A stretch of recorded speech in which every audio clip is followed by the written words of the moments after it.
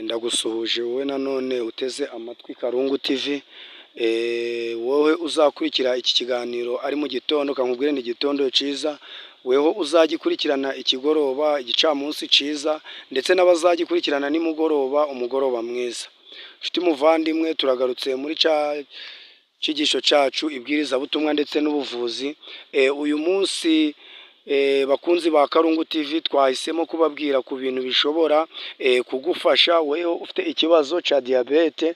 Ni ukuvuga ngo muri iyi minsi abantu benshi kubera kurya mu buryo butajanye ni gahunda y'Imana, kuko batirinze mu mirire ndetse no mu minywere, abantu benshi bafite ikibazo cyo kugira isukari nyinshi mu maraso ndetse no mu mubiri.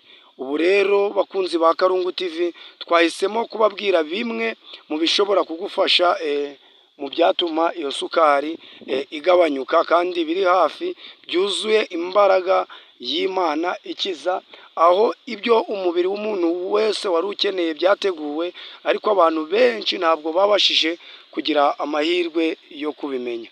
Mu by'ukuri rero ndagusaba kugira ngo usharinge utu tuvideo, uduhereze n'abandi kugira ngo bakomeze baturebe kandi nabo basobanukirwe n'ibyatuma bagira amagara mazima.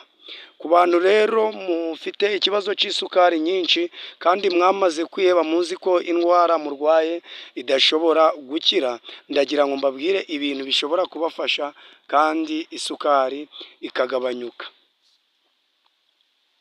Kugira rero ngo ibintu bigufashe byagufasha ni bimwe mu byo ufite aho iwawe, kuko urabona ibishishwa by'ibishyimbo ibi batonora bakavanamo intonore, ufata ibishishwa byabyo ukabisekura mu isekuro, wamara kubisekura ukatogosa ayo mazi yabyo, ukajya unywa amazi yabyo akarahuri kamwe mu gitondo akandi nimugoroba.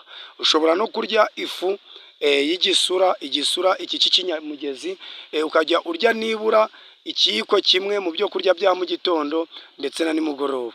Ushobora kugura ifu ikorwa na kampani ishinzwe gusigasira ibimera, ni ifu ivanzwe y'ibinyampeke ndetse ivanze n'imboga, nayo ushobora gukoresha ukajya unywa igikoma cyayo udashizemo isukari.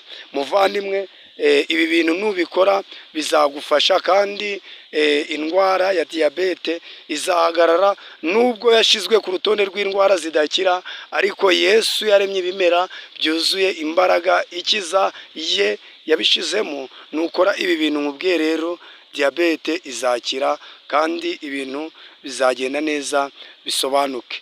Muvandimwe rero, ku bindi bisobanuro ushobora guhamagara nimero 078 28 14 873, cyangwa ku bakoresha Airtel wahamagara kuri 0730 44 86 46. Tukaba twakurangira n'ibindi bintu byose ushobora gukoresha ku bundi burwayi butandukanye, kuko ubu mu minsi y'imperuka indwara ziriyongera ku buryo budasanzwe. Mbwire abantu bafite ikibazo cyo kuva, hari abantu bakunda kugira ikibazo cyo kuva, umuntu agahora mu mihango idakama. Aba bantu nabo babuze ibyo bita vitamini K, nabo bashobora gukoresha igisura ndetse n'ikimera cyitwa uruje none, cyangwa se bagakoresha umuzigangore. Umuzigangore ni akatsi kagiye kumera nk'igorogonzo, kagira uruyange rumeze nk'amahundo y'ishaka. Ibi nabyo ashobora kubikoresha nawe, indwara yo kuva rwose irahagarara mu gihe gito.